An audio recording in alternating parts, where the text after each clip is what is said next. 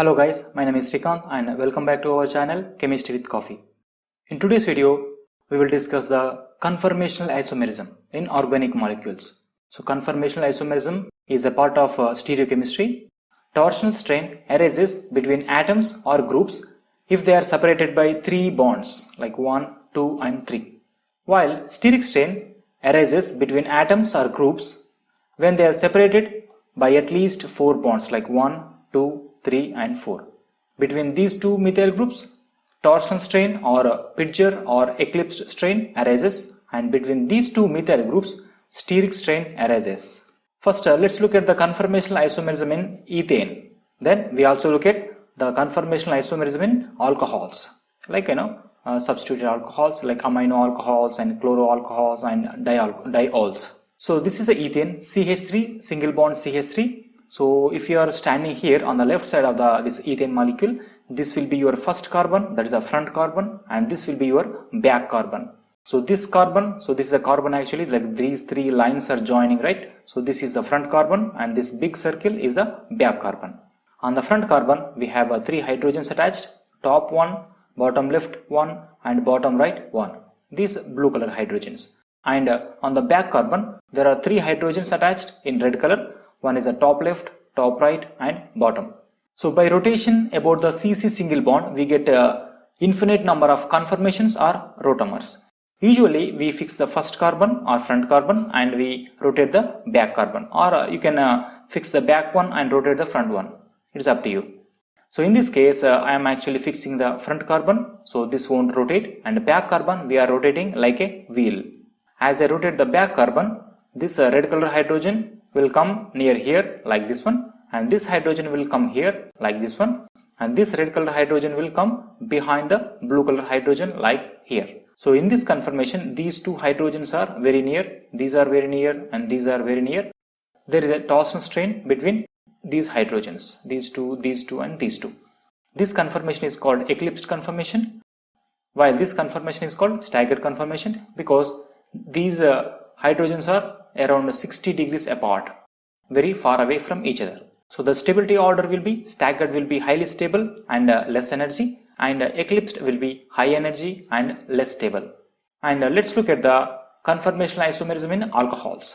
So we have ethylene glycol or ethane 1,2 diol. Also we have 2-amino ethane 1-ol, and we have 2-chloroethane 1-ol. If you are standing on the right side of this molecule, like here, this will be your front carbon and this will be your back carbon. So on the front carbon we have OH group at the top, and we have bottom right we have hydrogen, and bottom left we have one more hydrogen, and on the back carbon we have hydrogen, OH and hydrogen. I am not giving the all conformations of this molecule, but only giving the highly stable conformation.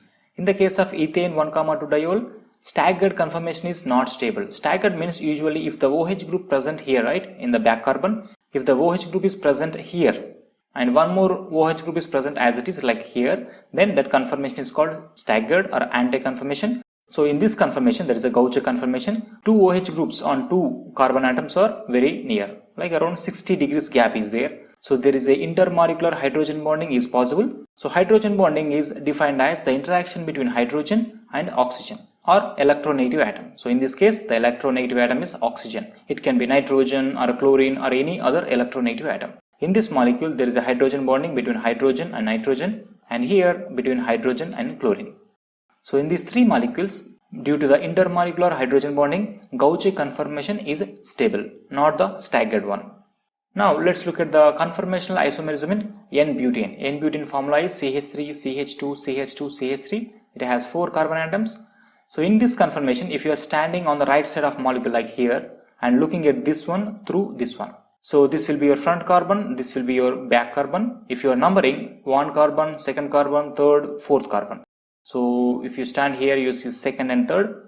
So this will be the staggered conformation. For example, we have front carbon, that is a C2 carbon. So C1 is here at the top, C2 is here, this one, and C3 is the back circle, and C4 is this red color methyl group. So this conformation is called staggered conformation because these 2 methyl groups are completely opposite or anti. So this is called staggered or anti conformation. And eclipse conformation, we have these 2 methyl groups are very near, and hydrogen are near, and hydrogen are near. As I said before, we fix the front carbon and rotate the back carbon 60 degrees one time. If you rotate the back carbon 60 degrees, so this methyl will come here, like here, and the hydrogen here, and the red color hydrogen here, like this one. And again 60, you will get this one. Then again 60, you will get staggered. Then again 60, you will get eclipsed. And then again 60, finally we get the gauche. If you do one more 60, you will get the initial conformation fully eclipsed one. I have talked about the N-butane before in the previous video. You can go back and watch it. So let's summarize the stability order. So staggered is the highly stable because these two methyl groups are completely opposite. And next gauche, because at least these two groups are a little bit far away from each other. And third stability is the eclipsed, because it is these methyl and hydrogen are very near, so there is kind of a torsional strain between these two groups and these two. But in a fully eclipsed one, there is a torsional strain, lot of torsional strain between these two methyl groups, so this is highly destabilized. The stability order is going to be staggered, highly stable, gauche, second most stability, and eclipsed, and highly unstable is a fully eclipsed one, because lot of torsion strain is present in fully eclipsed. Then let's look at the conformational isomerism in 1,2 dihaloalkanes. Here we are looking at the dihaloethane, that is a 2 carbon compound with 2 halogens on first and second carbon atom. So in the first case, X can be chlorine or bromine or iodine, like in the place of Cl you can put bromine or iodine. For all these dichloroethane or dibromoethane or diiodoethane, so this kind of explanation will be helpful. If it is a 1,2 difluoroethane, then the explanation will be different. Let's look at first if it is a 1,2 dichloroethane. Actually we are standing here and looking through this carbon and this carbon, so we don't see this carbon because this is behind this one. So this is the front carbon, this is the back carbon. On the front carbon we have chlorine at the top and hydrogen, and on the back carbon we have hydrogen and chlorine. I am not writing all the conformations because these two are significant, so I am only writing these two. This is the staggered conformation and this is the gauche conformation. In gauche, these big atoms like chlorine are a little bit far away, around 60 degrees, but in the case of anti, it is like 180 degrees, like completely opposite, right?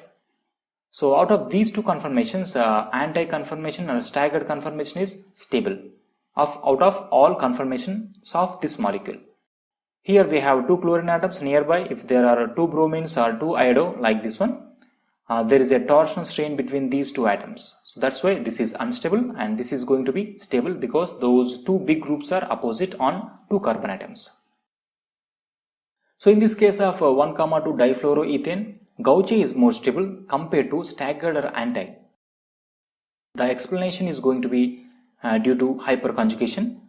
So in the case of gauche, like this CF, so this is a bonding, right? Anti-bonding of CF will be like below, exactly below on the same spot.